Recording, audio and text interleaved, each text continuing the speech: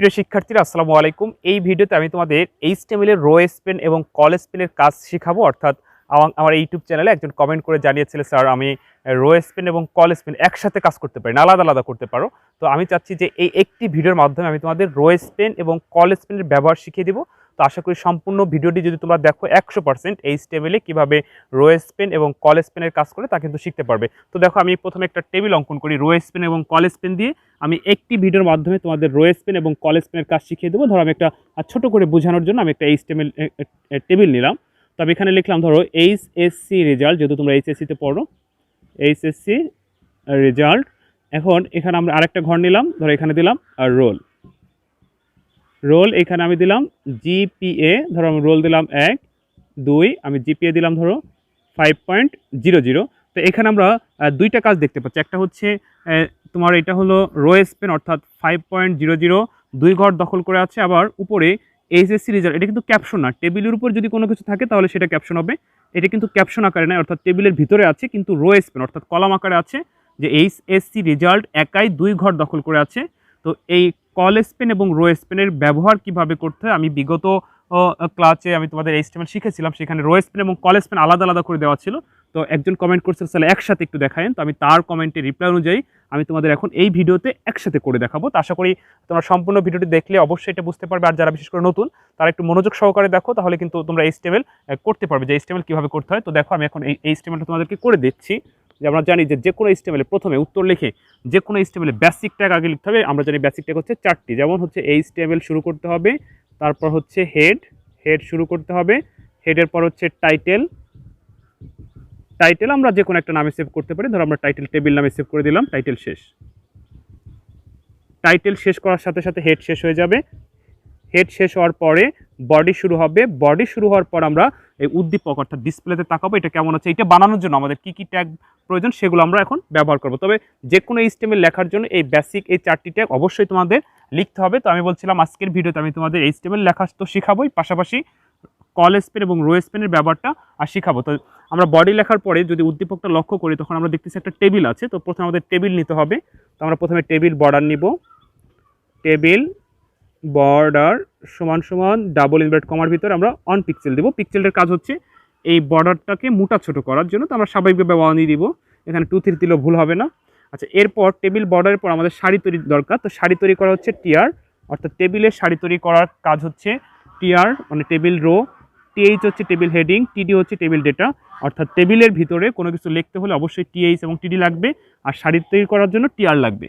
আর তো প্রিয় শিক্ষার্থীর বিন্দু, তোমরা একটু করে লক্ষ্য করো, আমরা প্রথমে টিআর দিলাম। টিআর দেওয়ার সাথে সাথে এই সারিটা তৈরি হয়ে গেছে। এখন এইচএসসি রেজাল্ট আমরা কীভাবে লিখবো? এইচএসসি রেজাল্ট হচ্ছে আমরা এটাকে হেডিং ধরবো। তো হেডিং ধরার জন্য টিএইচ লিখবো। এখন এই এইচএসসি রেজাল্ট একা 2 ঘর দখল করে আছে কলাম আকারে। তো যখন দেখবা যে স্বাভাবিক থাকলে তখন শুধু টিএইচ শুরু হবে, এইচএসসি রেজাল্ট টিএইচ শেষ হবে, কিন্তু এটা কিন্তু স্বাভাবিক আকারে নাই, অর্থাৎ একাই 2 ঘর দখল করে আছে কলাম আকারে। কলাম বলতে আমরা কি বুঝি? যেটা খাড়া আকারে থাকবে। তো এইটাকে লেখার জন্য আমাদের এই সূত্রটা লাগবে, call Spain, COL call SPN একসাথে কল স্পেন। এই সূত্রটা আমরা এখন ব্যবহার করবো। তাহলে টিএইচ কল স্পেন সমান সমান ডাবল ইনভার্ট কমা। এখন এই ডাবল ইনভার্ট কমার ভিতরে আমরা কত লিখবো? এইচএসসি রেজাল্ট যত ঘর দখল করবে ঠিক তত লিখবো। যদি 10 ঘর দখল করে 10, 5 ঘর দখল করলে 5। আমরা দেখতেছি এইচএসসি রেজাল্ট 2 ঘর দখল করছে, এখানে আমরা 2 লিখবো। এখন এইখানে যা আছে আমরা ঠিক যেভাবে আছে ওইভাবে তুলে দেবো, এইচএসসি রেজাল্ট। আচ্ছা, এইচএসসি রেজাল্ট লেখার পরে আমরা এখন টিএইচ শেষ করব। যখন টিএইচ শেষ করবো তখন কিন্তু কল স্পেন শেষ করা লাগবে না, জাস্ট শুধু টিএইচ শেষ করলেই হবে।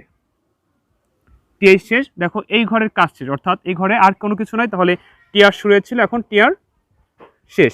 এই টিআর শেষ করার পর যখন আমরা পরবর্তীতে আবার আরেকটা ঘরে যাব তখন আবার আমরা টিআর নিব, যেহেতু টিআরের কাজ হচ্ছে সারি তৈরি করা।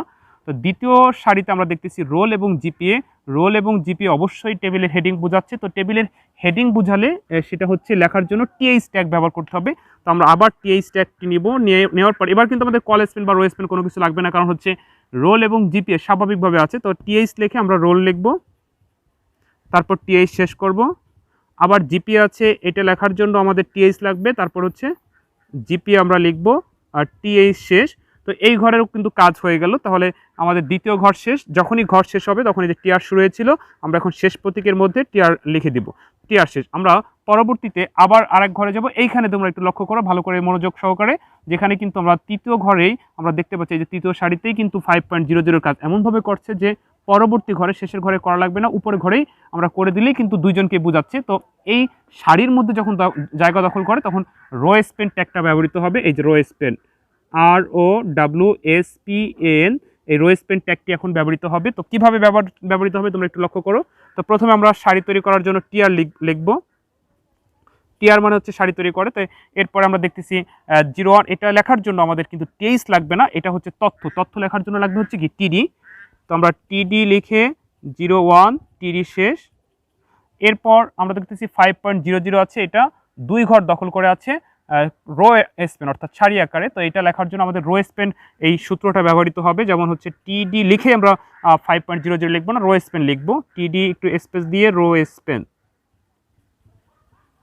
সমান সমান ডাবল ইনভার্ট কমার ভিতরে 5.00 কয় ঘর দখল করছে? 2 ঘর, এখানে আমরা 2 লিখবো। এই যে এখন টিডি শুরু হলো, এরপর আমরা 5.00 লিখবো, তখন এরপর আমরা টিডি শেষ করব। তাহলে 3 নম্বর সারির কাজ হয়ে গেল। এই যে টিয়ার শুরু হয়েছিল এখন আর টিয়ার শেষ হবে। তো 3টা কাজ হয়ে গেল। এখন আমরা শেষের লাইনের কাজ করব। এখানে আবার আমরা টিয়ার নিব, কারণ হচ্ছে টিয়ারের কাজ হচ্ছে কি সারি তৈরি করা। তো 02 লেখার জন্য এটাও তথ্য জার রোল 2 সেও 5.00 পেয়েছে।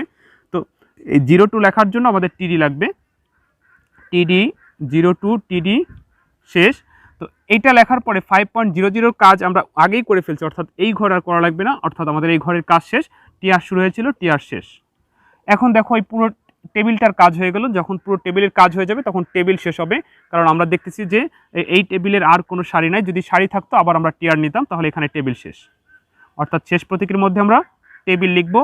তো টেবিল শেষ হওয়ার পরে আমরা দেখতেছি উদ্দীপকে টেবিল ব্যতীত আর কোনো কিছু নাই। তার মানে কি আমাদের উদ্দীপকের কাজ অর্থাৎ পুরো বডির কাজ হয়ে গেল। তো এই যে বডি শুরু হয়েছিল, বডি শেষ হবে। আমরা যেন HTML যা শুরু হয় তাই শেষ হয়, শুধু 3টা জিনিস ব্যতীত, সেই 3টাকে এমটি ট্যাগ বলা হয়। যাই হোক, আমরা বডি শেষ করলাম। বডি শেষ হওয়ার সাথে সাথে এই যে HTML শুরু হয়েছিল, এখন HTML শেষ,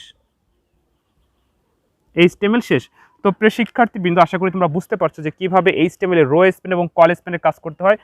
কল স্পেন হচ্ছে কলাম আকারে যদি জায়গা দখল করে তাহলে কল স্পেন ব্যবহৃত হবে, যদি সারির মধ্যে জায়গা দখল করে তাহলে কিন্তু রো স্পেন এই ট্যাগটি ব্যবহৃত হবে। তো আশা করি তোমরা বুঝতে পারছো। এরপরে যদি বুঝতে কোনো সমস্যা অবশ্যই কমেন্ট করে জানাবে, আমি যথাসাধ্য চেষ্টা করবো তোমাদের কমেন্টে রিপ্লাই দেওয়ার জন্য এবং তোমাদের কমেন্টের মতামত অনুযায়ী ক্লাস করার জন্য। আর তো প্রিয় শিক্ষার্থীবৃন্দ, ভালো থেকো। অন্য কোনো দিন অন্য কোনো ভিডিওতে আবার দেখা হবে। আসসালামু আলাইকুম।